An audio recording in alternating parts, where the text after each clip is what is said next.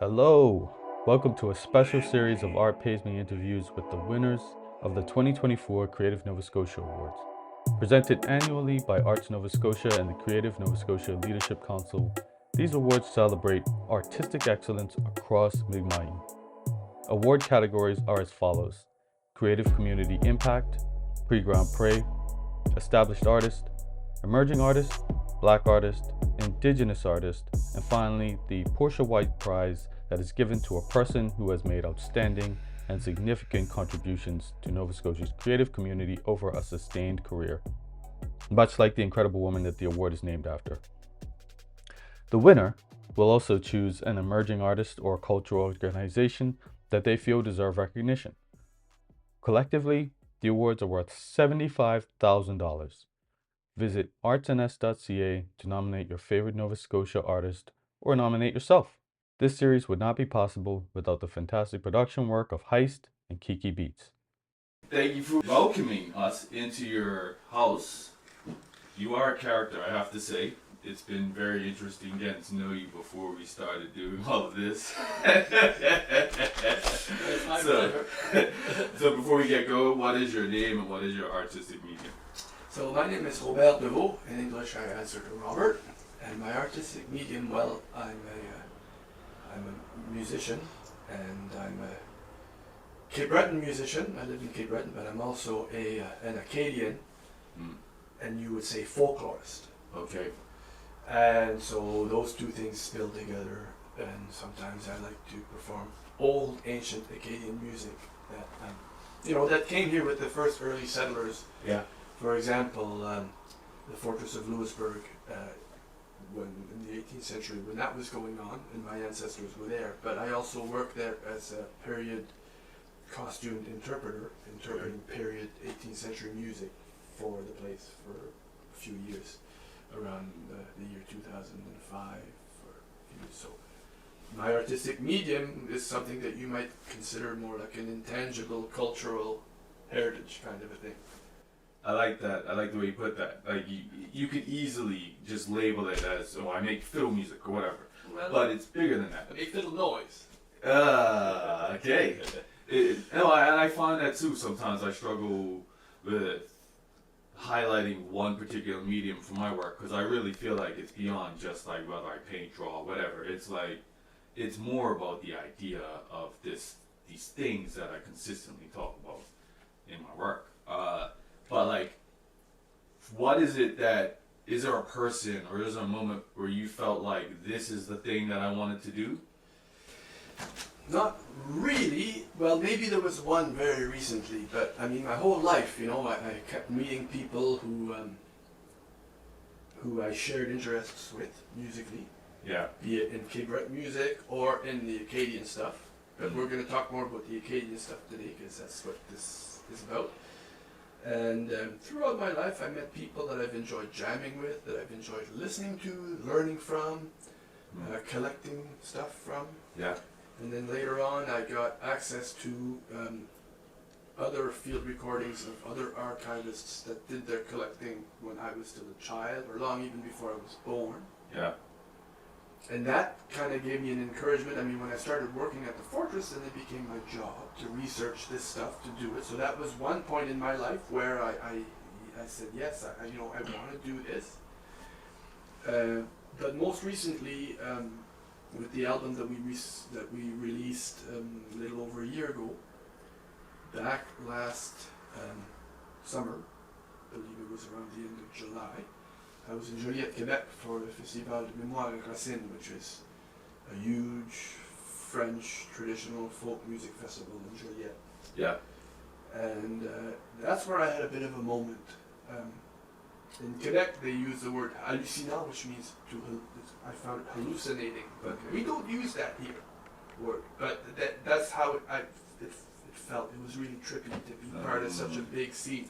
So I had this moment where at one point I'm on the stage, and we were like the first group that went on the main stage at 7 o'clock on the Friday night. At first they have a fiddle camp, so there was a fiddle camp that went on and they did their recital. And then we were the first group that went on. So it was 7 p.m. on Friday night. It's still light outside. You can still see out in the crowd. Yeah.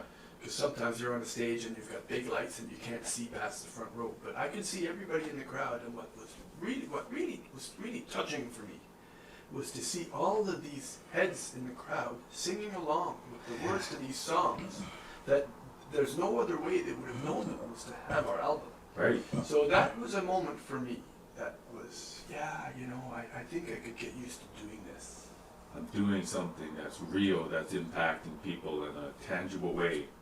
Look, I've watched other people do it my whole entire life, and I always kind of had in the back of my mind that someday maybe I would do some of that too. Well, I felt it. Yeah, that's magic. That's amazing. We talked about your passion for your culture. Would you say that that's the driving force behind your work? Yeah, I'd say. But first and foremost, it's the fun that you have when you're doing it. Okay. Because, you know, it's jovial. So if you talk about how this you know, song, music, culture started, you know, it was in people's kitchens. Yeah. Maybe with an open quesadilla or a bottle of Yeah. rum getting passed around, or around a wedding, or even around a funeral, but some kind of an occasion where people say, okay, we're gonna have a laugh now, sing the funniest song, you know, and people are, or you know, or sometimes it's not about something funny. Sometimes, you know, but it's the camaraderie that happens. That's the real reason why I enjoy doing it. But at the same time, you can take that, package it, and put it on a stage. Yeah. Because nowadays, that's what you got to do to broadcast that stuff.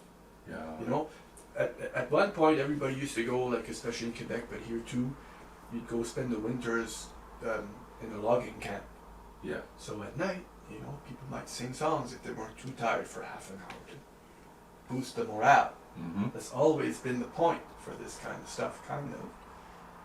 But now you just, you know, I've never been to a logging camp in my life. And I probably never will, if I can help it. But it's still nice to bring people together and to have a laugh and to have a kind of a community feel about it. Yeah. And so when I was growing up here, there was a lot of that going on. And you know, there's always been this stewardship in a way, and sometimes it's in small ways, but if you're a little child and you're a musician and you notice that this little child enjoys the songs, well, you take the little child by the hand and you teach him a few lyrics, and as the child grows, oh, you play piano, would you like to come jam? And all of a sudden, well, hey, I have a gig for you. You know, there was one guy in particular, Gérard Romard, who, in fact, he left this community, he was maybe 7 or 8 or 9, to move to Ontario with his family. Mm. And he only came back to live here when he was in his probably 40s. Mm-hmm.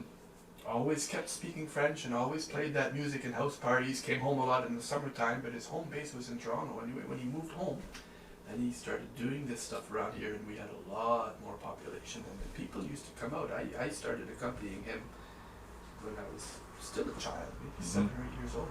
Almost got arrested for doing that. But that's another story for another day, maybe for your podcast.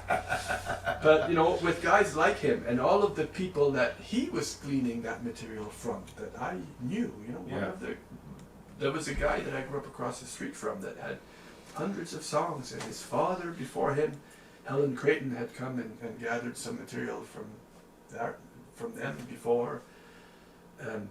There's all this material that's kind of been sleeping in the archives all these years, so I'm the guy that kind of comes and dusts it off and kind of hands it around to people. Hey, maybe you might enjoy this song. If you don't, that's fine. I have a few more, and eventually you find 1 or 2 that people hang on to, and then the next thing you know, they're being recorded. And like for example, there was a time Deveaux has done a lot of songs that I've given them, and I'd be in bed at night, and the next morning I'd get up and I'd have notifications on Facebook from Boston or from wherever else. People are there and they say, hey, we came to this concert and these guys, they said your name on stage, and we missed that part, but this is the song that they said, and this is the song that I've given them, right? So it makes me feel pretty good to be acknowledged in that way, even if it's from the sidelines. That's so funny. So you even mentioned earlier being credited in certain things in written form. So you're kind of a historian. Well, you could say that. I mean, I've never really studied history in any form. I have no history degrees. Yeah. But I'm definitely, in French you say an amateur. Yeah. It means someone who enjoys something. It doesn't necessarily mean amateurish like in English. but I'm definitely an amateur of history. I mean, I worked at the Fortress of Louisbourg. Yeah. We are kind of like a living. I was when I was there, a living history, interpretation. Yeah, when you grow up in a place like this,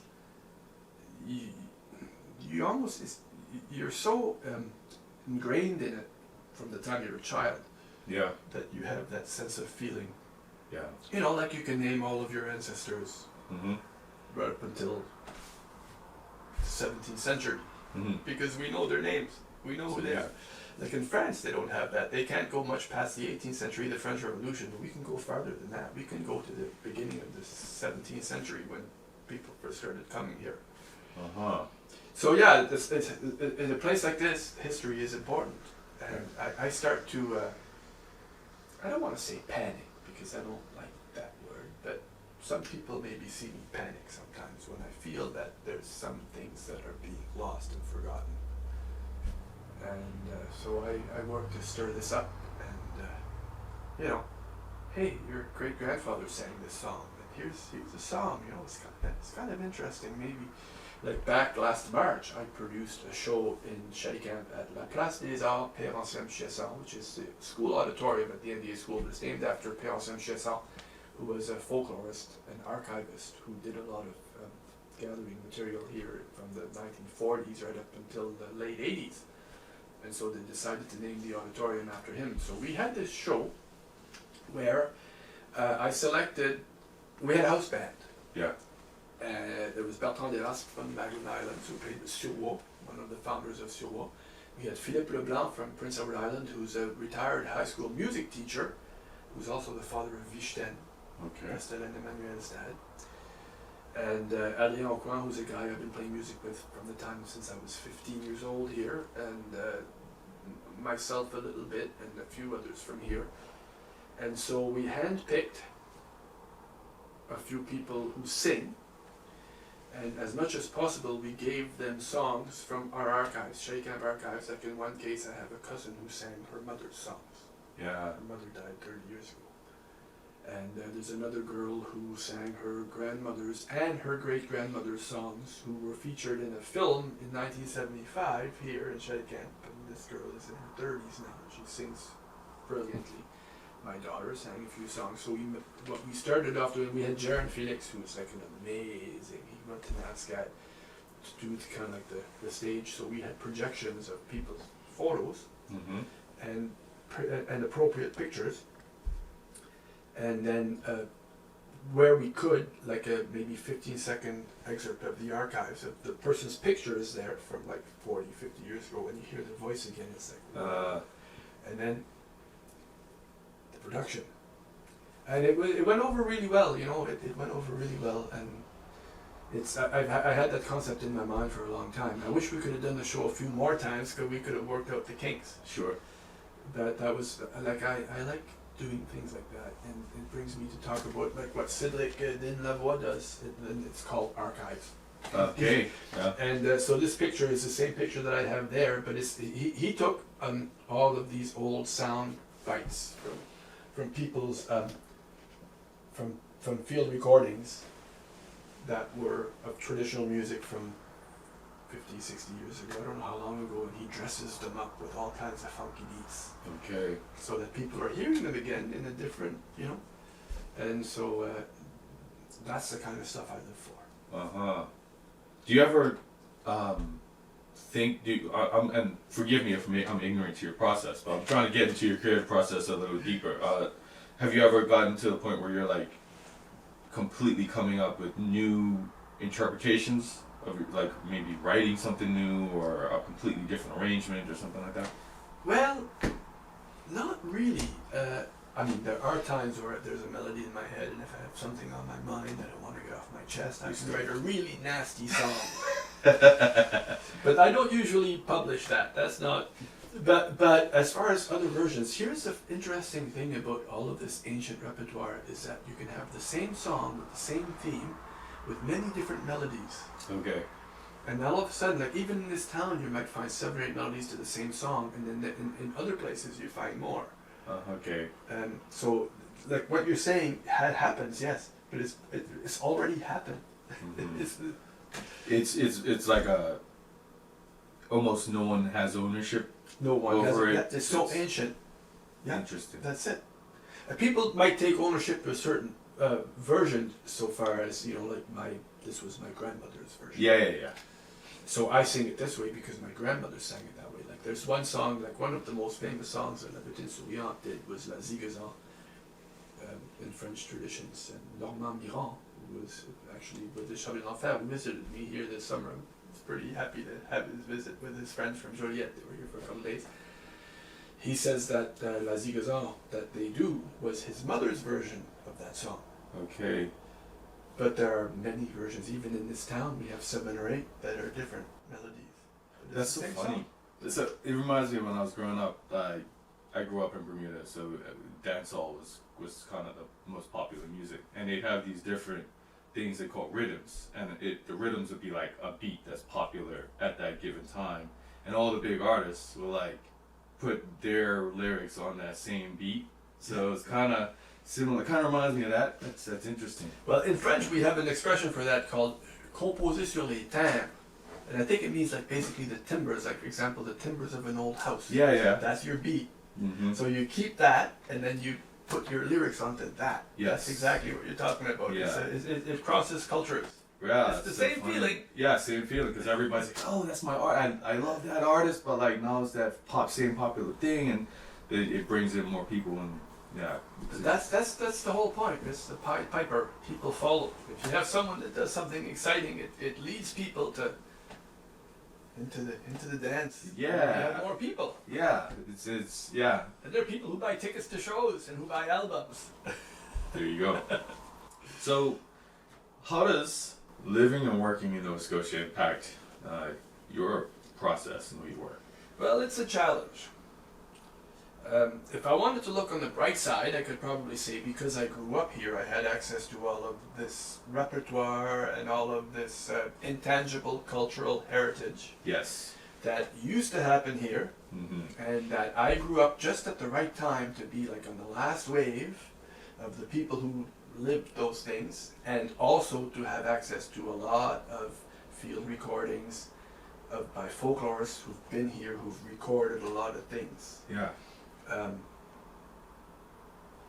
Now that being said, I mean, living in Nova Scotia as a French-speaking Acadian who wants to work in the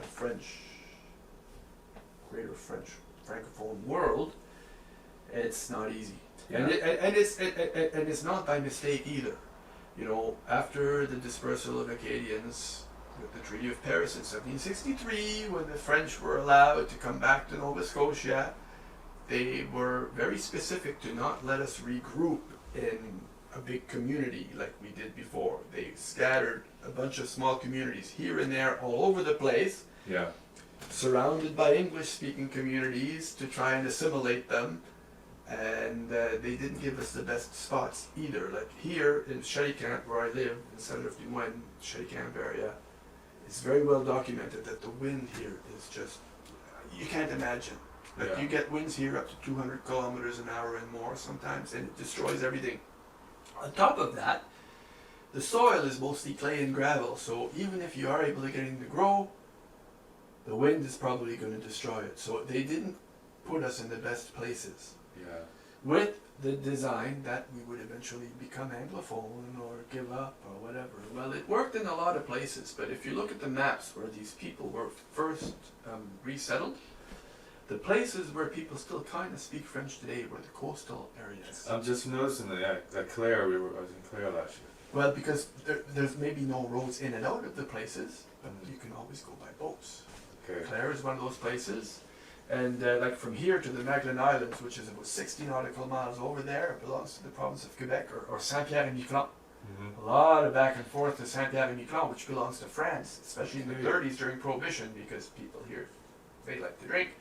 During the Prohibition, you couldn't, so people would sail down to Saint-Pierre to get booze, and you have to speak French when you get there. So it's the la voie maritime, it's the maritime that kept people kind of, connecting with each other.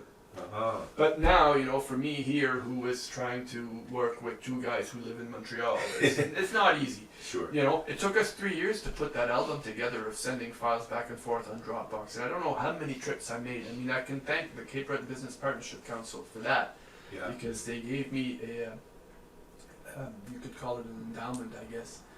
It was a grant basically to stimulate the artistic community post-COVID. So I had a salary for a few months Okay. where I used that to travel to Montreal and to actually work face to face with guys, you know, Nice. because was it ever nice? You need that, like, Community. the type of music you make. And, Community, you know, you need just- community.